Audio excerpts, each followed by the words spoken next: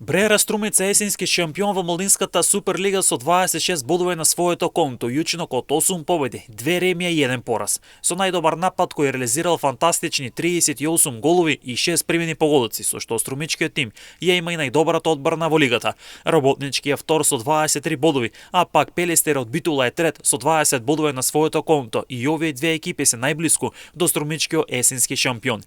Тимот на македонија Ѓорче Петров есенскиот дел го финишираше на четвртото место со 18 освоени бодови, а пак Шкендија, Вардар и Охрид имаат по 17 бодови за делба на петото место.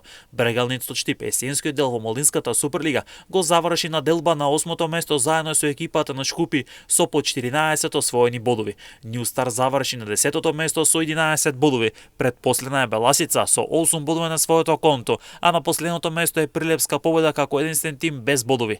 Најдобри стрелци со по 10 погодоци се Бранимир Иванов од Брегалница, Веби Исламиот Шкендија и Ѓоко Спасов од Бреера Струмица.